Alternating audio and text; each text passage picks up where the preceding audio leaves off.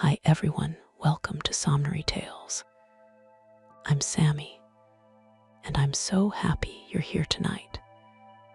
If you're ready to relax, unwind, and drift into a story, you're in the right place. Chapter 1: The Two Poets of Saffron Park. The suburb of Saffron Park lay on the sunset side of London, as red and ragged as a cloud of sunset. It was built of a bright brick throughout. Its skyline was fantastic, and even its ground plan was wild. It had been the outburst of a speculative builder, faintly tinged with art, who called its architecture sometimes Elizabethan and sometimes Queen Anne, apparently under the impression that the two sovereigns were identical. It was described with some justice as an artistic colony, though it never in any definable way produced any art. But although its pretensions to be an intellectual center were a little vague, its pretensions to be a pleasant place were quite indisputable. The stranger who looked for the first time at the quaint red houses could only think how very oddly shaped the people must be who could fit into them. Nor when he met the people was he disappointed in this respect. The place was not only pleasant, but perfect, if once he could regard it not as a deception, but rather as a dream. Even if the people were not artists, the whole was nevertheless artistic. That young man with the long auburn hair and the impudent face, that young man was not really a poet, but surely he was a poem. That old gentleman with the wild white beard and the wild white hat, that venerable humbug, was not really a philosopher, but at least he was the cause of philosophy in others. That scientific gentleman with the bald, egg-like head and the bare, bird-like neck had no real right to the airs of science that he assumed. He had not discovered anything new in biology. But what biological creature could he have discovered more singular than himself? Thus, and thus only, the whole place had properly to be regarded.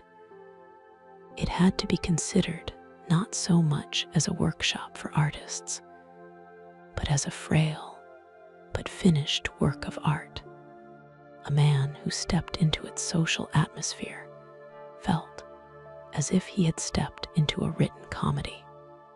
More especially, this attractive unreality fell upon it about nightfall, when the extravagant roofs were dark against the afterglow, and the whole insane village seemed as separate as a drifting cloud. This again was more strongly true of the many nights of local festivity, when the little gardens were often illuminated, and the big Chinese lanterns glowed in the dwarfish trees like some fierce and monstrous fruit. And this was strongest of all on one particular evening, still vaguely remembered in the locality, of which the auburn-haired poet was the hero. It was not by any means the only evening of which he was the hero. On many nights, those passing by his little back garden might hear his high, didactic voice laying down the law to men, and particularly to women. The attitude of women in such cases was indeed one of the paradoxes of the place.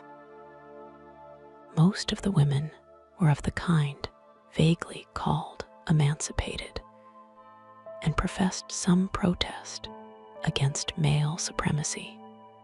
Yet these new women would always pay to a man the extravagant compliment which no ordinary woman ever pays to him, that of listening while he is talking.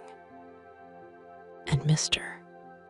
Lucian Gregory, the red-haired poet, was really, in some sense, a man worth listening to, even if one only laughed at the end of it.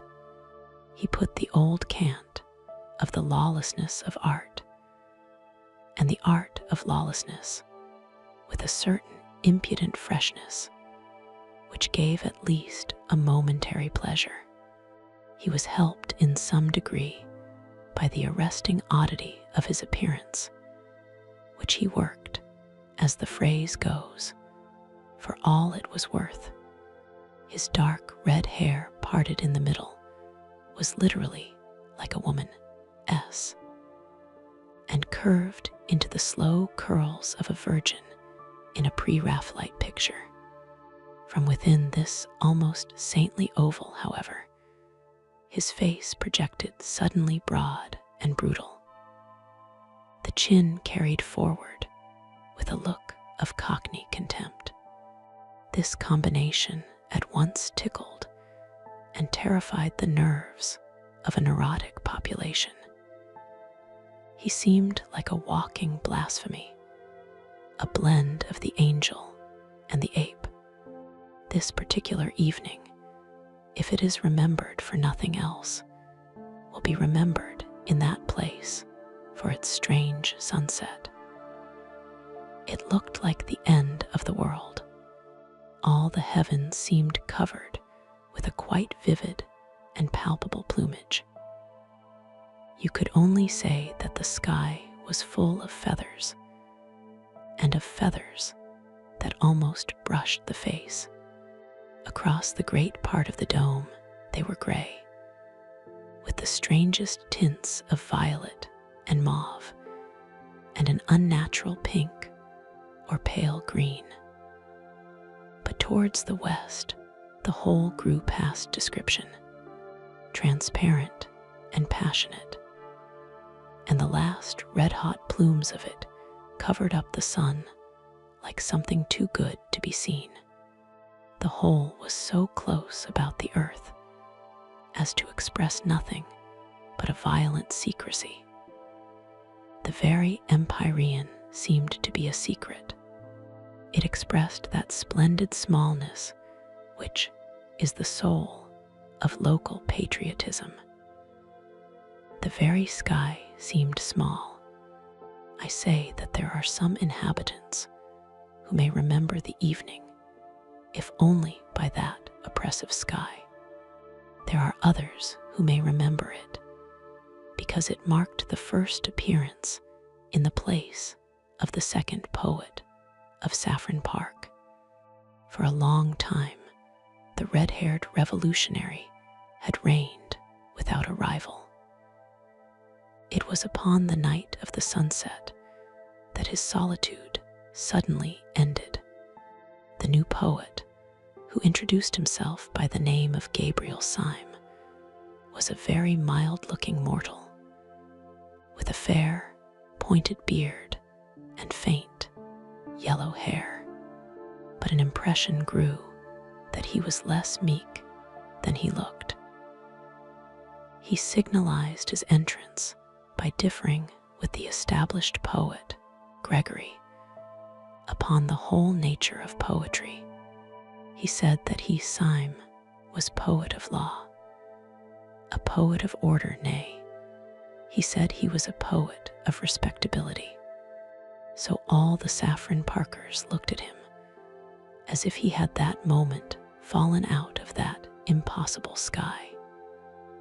In fact, Mr. Lucian Gregory, the anarchic poet, connected the two events.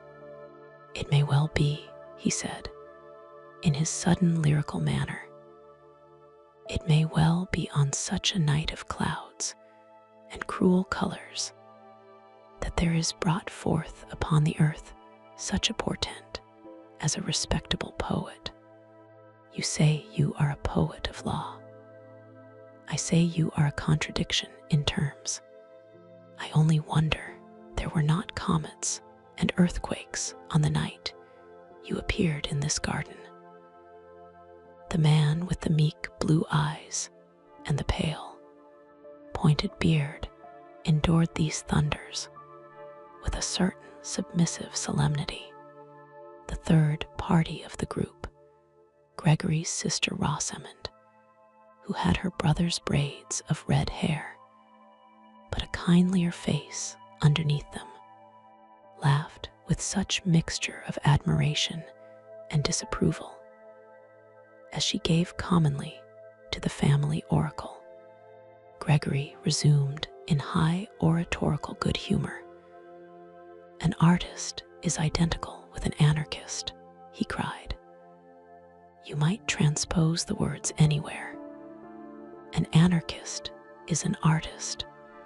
The man who throws a bomb is an artist because he prefers a great moment to everything. He sees how much more valuable is one burst of blazing light, one peal of perfect thunder, than the mere common bodies of a few shapeless policemen. An artist disregards all governments, abolishes all conventions. The poet delights in disorder only. If it were not so, the most poetical thing in the world would be the Underground Railway. So it is, said Mr. Syme. Nonsense, said Gregory, who was very rational when anyone else attempted paradox. Why do all the clerks and navvies in the railway trains look so sad and tired? So very sad and tired. I will tell you, it is because they know that the train is going right. It is because they know that whatever place they have taken a ticket for, that place they will reach. It is because after they have passed Sloane Square they know that the next station must be Victoria, and nothing but Victoria. Oh, their wild rapture. Oh, their eyes like stars, and their souls again in Eden, if the next station were unaccountably Baker Street. It is you who are unpoetical, replied the poet Syme. If what you say of clerks is true, they can only be as prosaic as your poetry. The rare, strange thing is to hit the mark. The gross, obvious thing is to miss it. We feel it is epical when man with one wild arrow strikes a distant bird. Is it not also epical when man with one wild engine strikes a distant station? Chaos is dull, because in chaos the train might indeed go anywhere, to Baker Street or to Baghdad. But man is a magician, and his whole magic is in this, that he does say Victoria, and lo, it is Victoria. No, take your books of mere poetry and prose. Let me read a timetable with tears of pride. Take your Byron, who commemorates the defeats of man. Give me Bradshaw, who commemorates his victories. Give me Bradshaw, I say. Must you go? Inquired Gregory sarcastically. I tell you, went on Syme with passion, that every time a train comes in, I feel that it has broken past batteries of besiegers, and that man has won a battle against chaos. You say contemptuously that when one has left Sloane Square, one must come to Victoria. I say that one might do 1,000 things instead, and that whenever I really come there, I have the sense of hairbreadth escape. And when I hear the guard shout out the word Victoria, It is not an unmeaning word. It is to me the cry of a herald announcing conquest. It is to me indeed Victoria. It is the victory of Adam. Gregory wagged his heavy, red head with a slow and sad smile. And even then, he said, we poets always ask the question, and what is Victoria now that you have got there? You think Victoria is like the New Jerusalem. We know that the New Jerusalem will only be like Victoria. Yes, the poet will be discontented, even in the streets of heaven. The poet is always in revolt. There again, said Syme irritably. What is there poetical about being in revolt? You might as well say that it is poetical to be seasick. Being sick is a revolt. Both being sick and being rebellious may be the wholesome thing on certain desperate occasions. But I'm hanged if I can see why they are poetical. Revolt in the abstract is revolting. It's mere vomiting. The girl winced for a flash at the unpleasant word, but Syme was too hot to heed her. It is things going right, he cried. That is poetical. Our digestions, for instance, going sacredly and silently right. That is the foundation of all poetry. Yes, the most poetical thing, more poetical than the flowers, more poetical than the stars. The most poetical thing in the world is not being sick. Really, said Gregory superciliously, the examples you choose. I beg your pardon, said Syme grimly. I forgot we had abolished all conventions. For the first time, a red patch appeared on Gregory's forehead. You don't expect me, he said, to revolutionize society on this lawn. Syme looked straight into his eyes and smiled sweetly. No, I don't, he said. But I suppose that if you were serious about your anarchism, that is exactly what you would do. Gregory's big bull's eyes blinked suddenly like those of an angry lion, and one could almost fancy that his red mane rose. Don't you think, then, he said in a dangerous voice, that I am serious about my anarchism? I beg your pardon, said Syme. Am I not serious about my anarchism? Cried Gregory, with knotted fists. My dear fellow, said Syme, and strolled away, with surprise, but with a curious pleasure. He found Rosamond Gregory still in his company. Mr. Syme, she said, do the people who talk like you and my brother often mean what they say? Do you mean what you say now? Syme smiled. Do you? He asked. What do you mean? Asked the girl with grave eyes. My dear Miss Gregory, said Syme gently, there are many kinds of sincerity and insincerity. When you say, thank you for the salt, do you mean what you say? No. When you say the world is round, do you mean what you say? No. It is true, but you don't mean it. Now, sometimes a man like your brother really finds a thing he does mean. It may be only a half-truth, quarter truth, 10th truth. But then he says more than he means, from sheer force of meaning it. She was looking at him from under-level brows. Her face was grave and open, and there had fallen upon it the shadow of that unreasoning responsibility which is at the bottom of the most frivolous woman, the maternal watch which is as old as the world. Is he really an anarchist then? She asked. Only in that sense I speak of, replied Syme. Or if you prefer it, in that nonsense. She drew her broad brows together and said abruptly, he wouldn't really use bombs or that sort of thing. Syme broke into a great laugh. That seemed too large for his slight and somewhat dandified figure. Good Lord, no, he said. That has to be done anonymously. And at that, the corners of her own mouth broke into a smile, and she thought, with a simultaneous pleasure, of Gregory's absurdity and of his safety.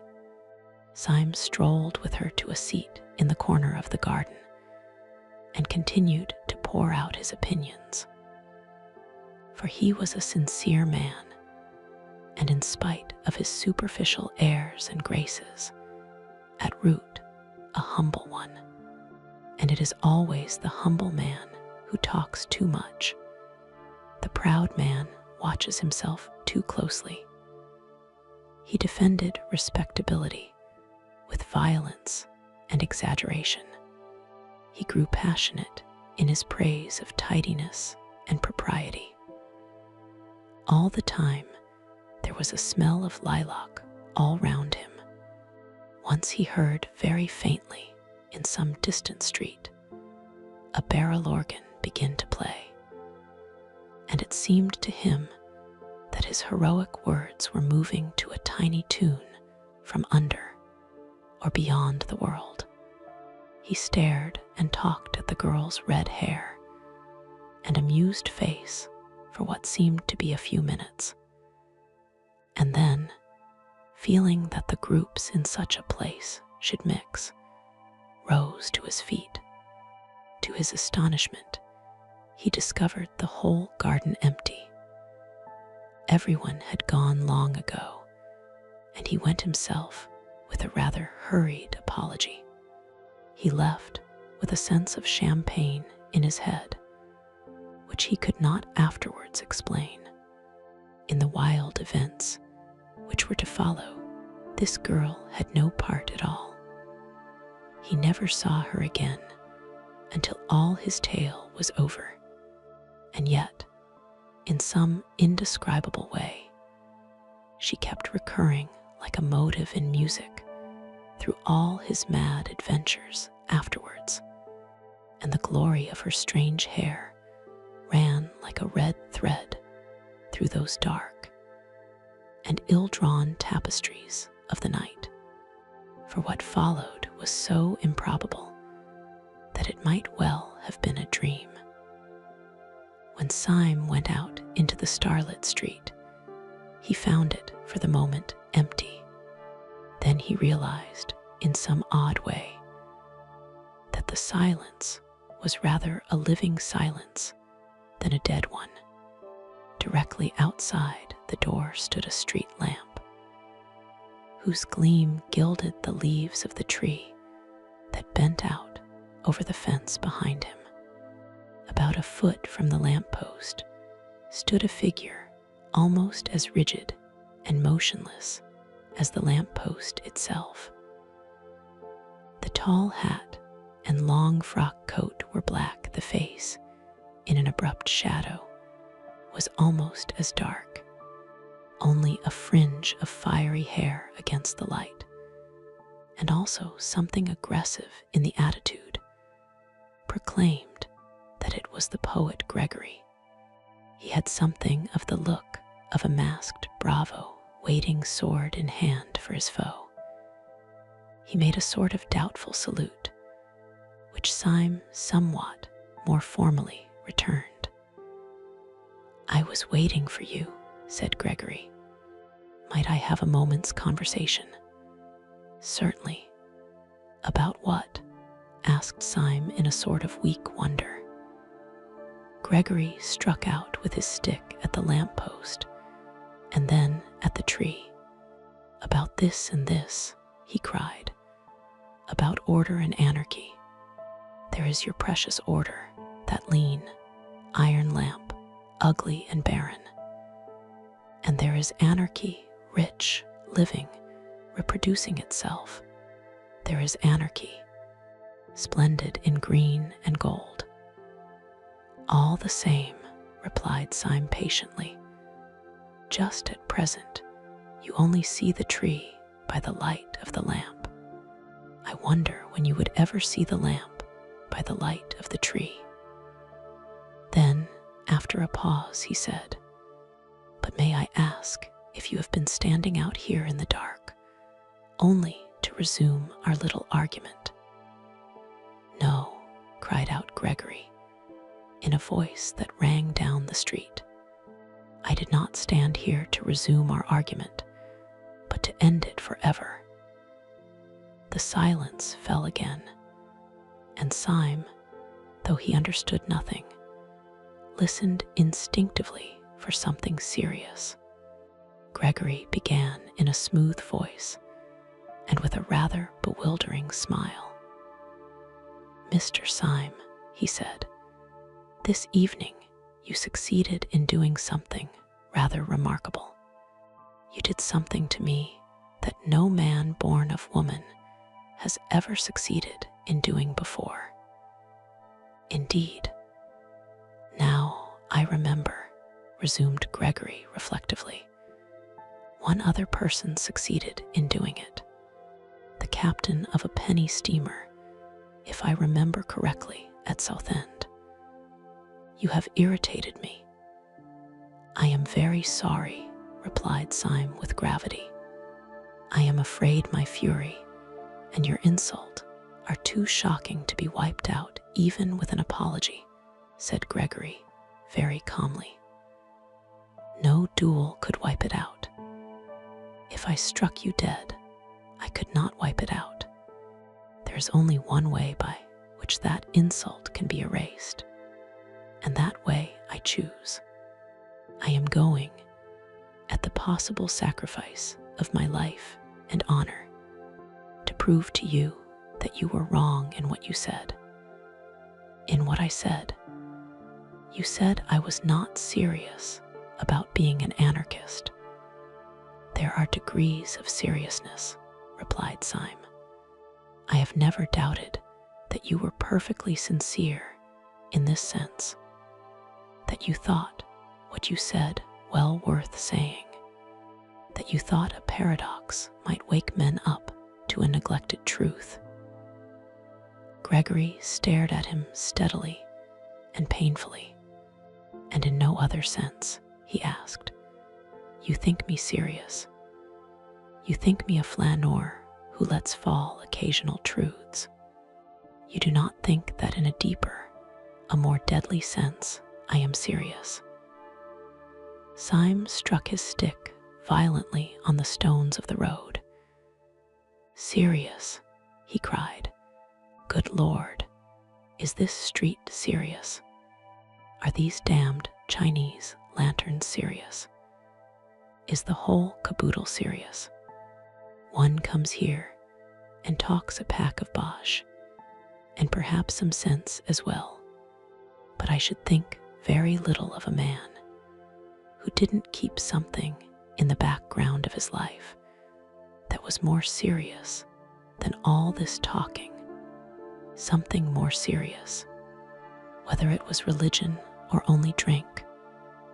Very well, said Gregory, his face darkening. You shall see something more serious than either drink or religion. Syme stood waiting with his usual air of mildness until Gregory again opened his lips. You spoke just now of having a religion. Is it really true that you have one? Oh, said Syme with a beaming smile, we are all Catholics now. Then may I ask you to swear by whatever gods or saints your religion involves that you will not reveal what I am now going to tell you to any son of Adam, and especially not to the police. Will you swear that?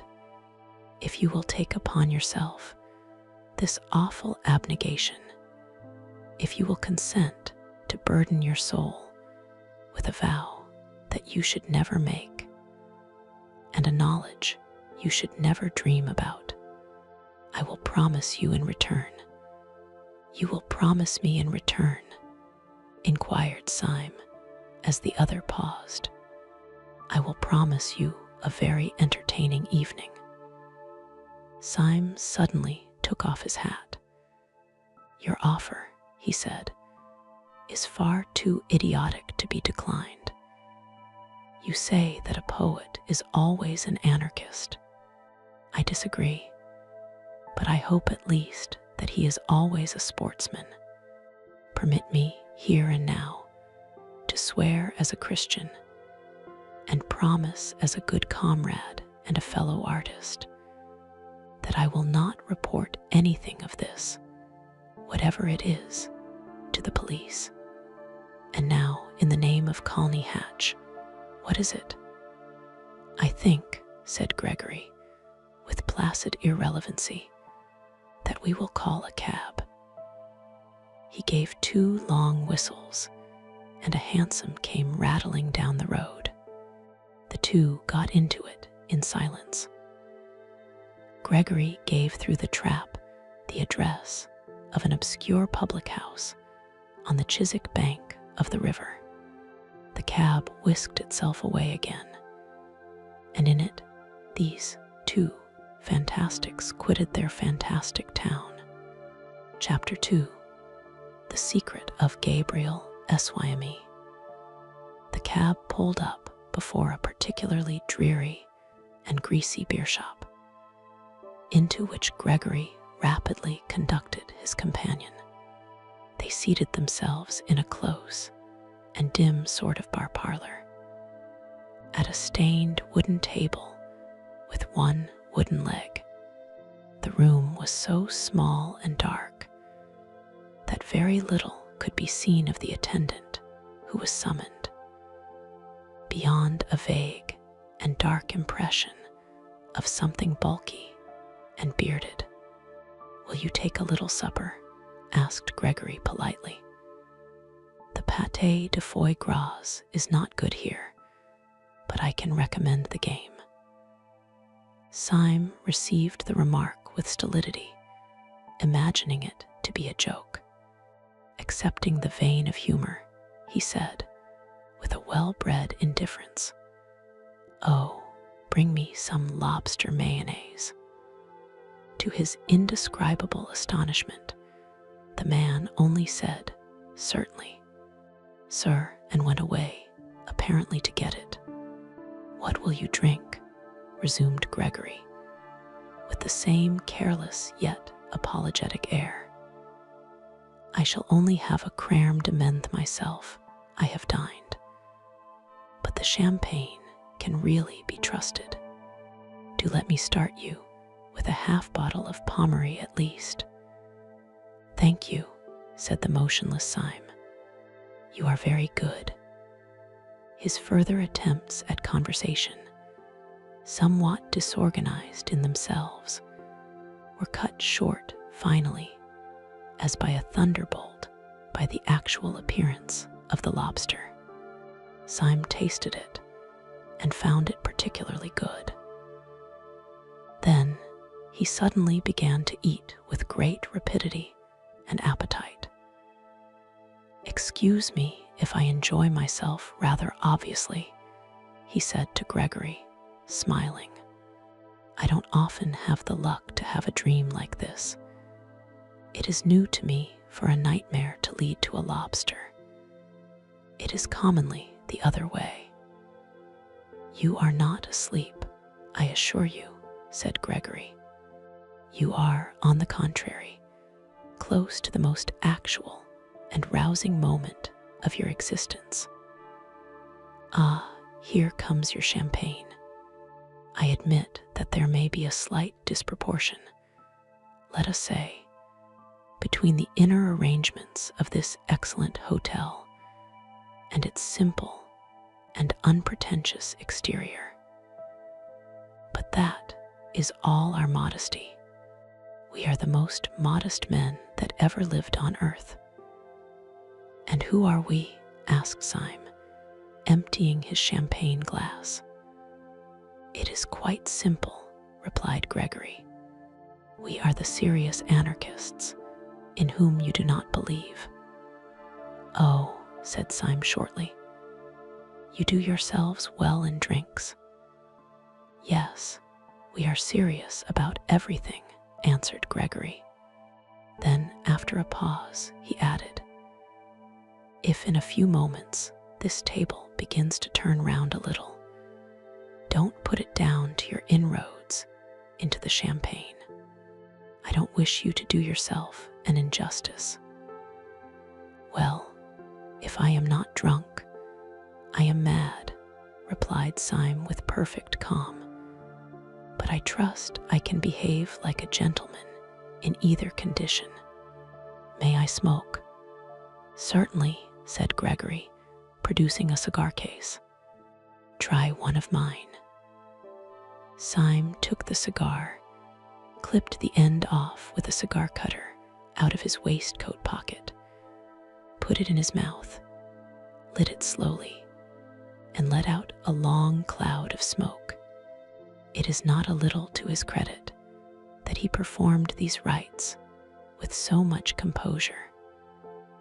For almost before he had begun them, the table at which he sat had begun to revolve, first slowly, and then rapidly, as if at an insane seance.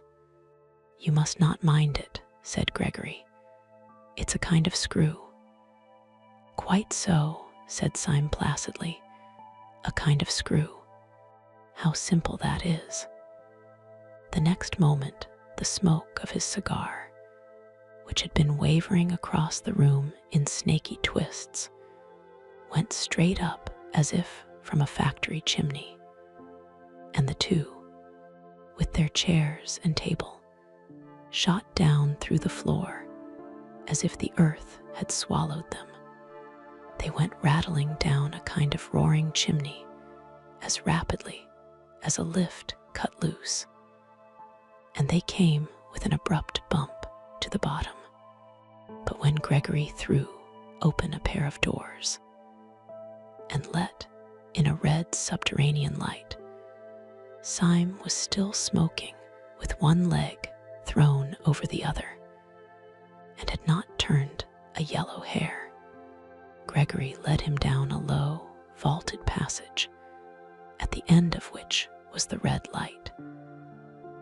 It was an enormous crimson lantern, nearly as big as a fireplace, fixed over a small but heavy iron door.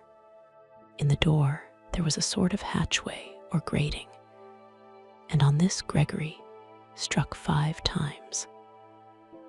A heavy voice with a foreign accent asked him who he was. To this he gave the more or less unexpected reply, Mr. Joseph Chamberlain. The heavy hinges began to move. It was obviously some kind of password. Inside the doorway, the passage gleamed, as if it were lined with a network of steel.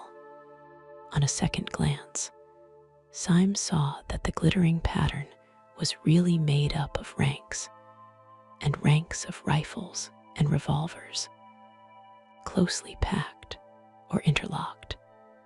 I must ask you to forgive me all these formalities, said Gregory. We have to be very strict here. Oh, don't apologize, said Syme. I know your passion for law and order. And he stepped into the passage lined with the steel weapons. With his long, fair hair and rather foppish frock coat, he looked a singularly frail and fanciful figure as he walked down that shining avenue of death. They passed through several such passages and came out at last into a queer steel chamber with curved walls, almost spherical in shape, but presenting with its tiers of benches, something of the appearance of a scientific lecture theater. There were no rifles or pistols in this apartment, but round the walls of it were hung more dubious and dreadful shapes, things that looked like the bulbs of iron plants or the eggs of iron birds. They were bombs, and the very room itself seemed like the inside of a bomb. Syme knocked his cigar ash off against the wall and went in. "And now, my dear mister," Syme said Gregory, throwing himself in an expansive manner on the bench under the largest bomb. "Now we are quite cozy, so let us talk properly. Now no human words can give you any notion of why I brought you here. It was one of those quite arbitrary emotions, like jumping off a cliff or falling in love. Suffice it to say that you were an inexpressibly irritating fellow, and to do you justice, you are still. I would break 20 oaths of secrecy for the pleasure of taking you down a peg. That way you have of lighting a cigar would make a priest break the seal of confession. Well, you said that you were quite certain I was not a serious anarchist. Does this place strike you as being serious?" "It does seem to have a moral under all its gaiety," assented Syme. "But may I ask you 2 questions? You need not fear to give me information, because, as you remember, you very wisely extorted from me a promise not to tell the police. A promise I shall certainly keep. So it is in mere curiosity that I make my queries. First of all, what is it really all about? What is it you object to? You want to abolish government." "To abolish God," said Gregory, opening the eyes of a fanatic. "We do not only want to upset a few despotisms and police regulations. That sort of anarchism does exist, but it is a mere branch of the nonconformists. We dig deeper and we blow you higher. We wish to deny all those arbitrary distinctions of vice and virtue, honor and treachery, upon which mere rebels base themselves. The silly sentimentalists of the French Revolution talked of the rights of man. We hate rights as we hate wrongs. We have abolished right and wrong." "And right and left," said Syme with a simple eagerness. "I hope you will abolish them too. They are much more troublesome to me." "You spoke of a second question," snapped Gregory. "With pleasure," resumed Syme. "In all your present acts and surroundings, there is a scientific attempt at secrecy. I have an aunt who lived over a shop, but this is the first time I have found people living from preference under a public house. You have a heavy iron door. You cannot pass it without submitting to the humiliation of calling yourself Mr. Chamberlain. You surround yourself with steel instruments which make the place, if I may say so, more impressive than homelike. May I ask why? After taking all this trouble to barricade yourselves in the bowels of the earth, you then parade your whole secret by talking about anarchism to every silly woman in Saffron Park." Gregory smiled. "The answer is simple," he said. "I told you I was a serious anarchist, and you did not believe me. Nor do they believe me. Unless I took them into this infernal room, they would not believe me. Symes smoked thoughtfully and looked at him with interest. Gregory went on. The history of the thing might amuse you, he said. When first I became one of the new anarchists, I tried all kinds of respectable disguises.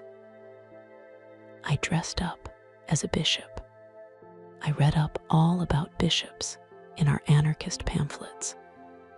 In Superstition, the Vampire, and Priests of Prey, I certainly understood from them that bishops are strange and terrible old men keeping a cruel secret from mankind.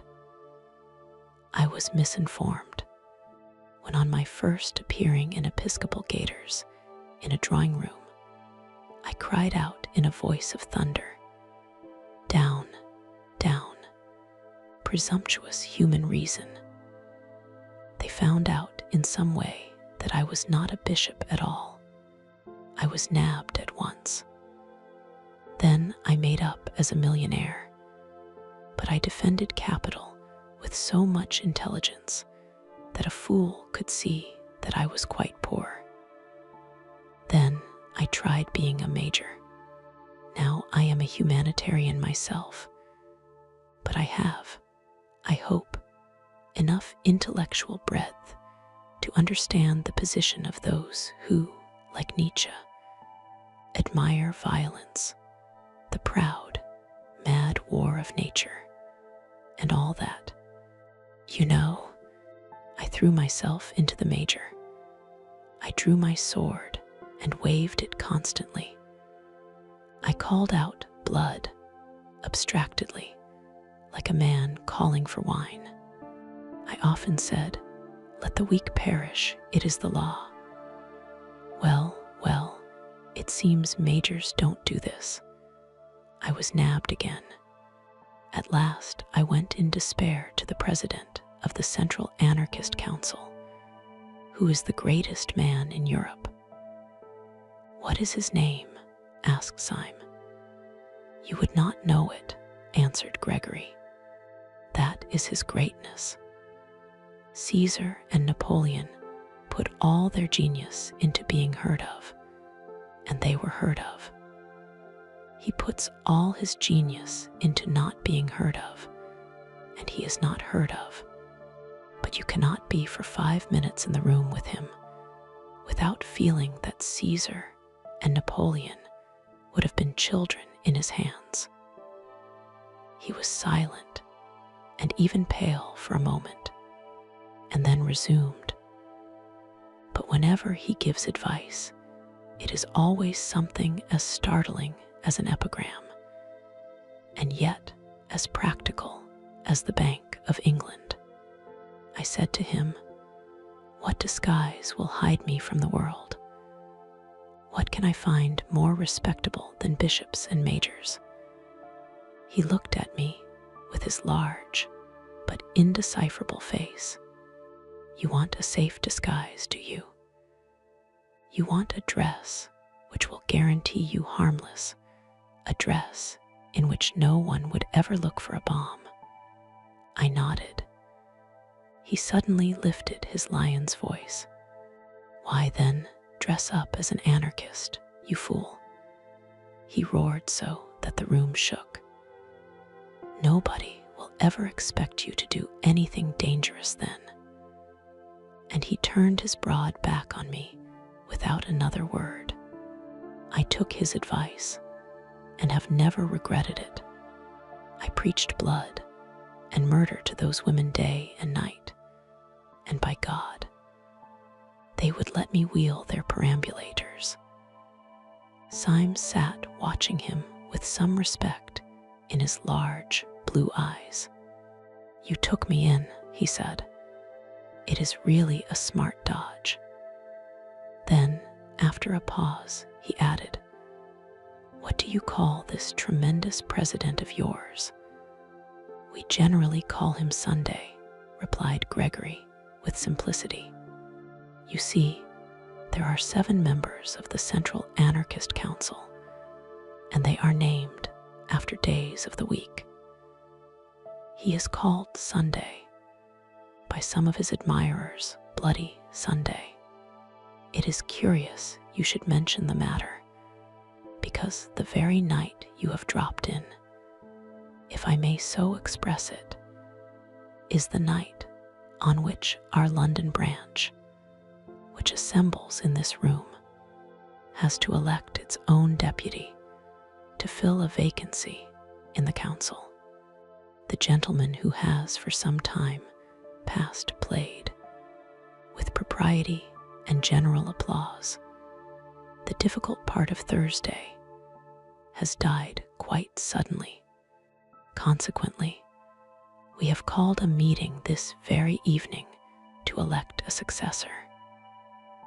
He got to his feet and strolled across the room with a sort of smiling embarrassment.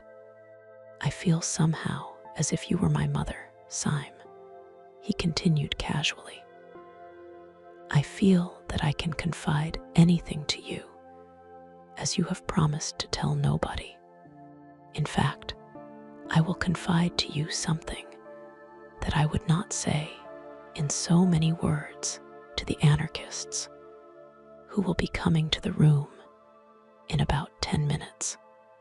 We shall, of course, go through a form of election, but I don't mind telling you that it is practically certain what the result will be. He looked down for a moment modestly. It is almost a settled thing that I am to be Thursday. My dear fellow, said Syme heartily, I congratulate you. A great career. Gregory smiled in deprecation and walked across the room, talking rapidly. As a matter of fact, everything is ready for me on this table, he said, and the ceremony will probably be the shortest possible. Syme also strolled across to the table and found lying across it a walking stick, which turned out on examination to be a sword stick, a large Colt's revolver, a sandwich case, and a formidable flask of brandy.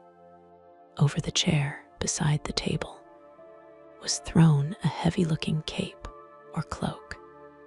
I have only to get the form of election finished, continued Gregory with animation. Then I snatch up this cloak and stick, stuff these other things into my pocket, step out of a door in this cavern, which opens on the river, where there is a steam tug already waiting for me, and then oh, the wild joy of being Thursday. And he clasped his hands. Syme, who had sat down once more with his usual insolent languor, got to his feet with an unusual air of hesitation. Why is it, he asked vaguely, that I think you are quite a decent fellow? Why do I positively like you, Gregory? He paused a moment, and then added with a sort of fresh curiosity, is it because you are such an ass? There was a thoughtful silence again, and then he cried out, well, damn it all. This is the funniest situation I have ever been in my life, and I am going to act accordingly. Gregory, I gave you a promise before I came into this place. That promise I would keep under red-hot pincers. Would you give me, for my own safety, a little promise of the same kind? A promise? Asked Gregory, wondering. Yes, said Syme very seriously. A promise. I swore before God that I would not tell your secret to the police.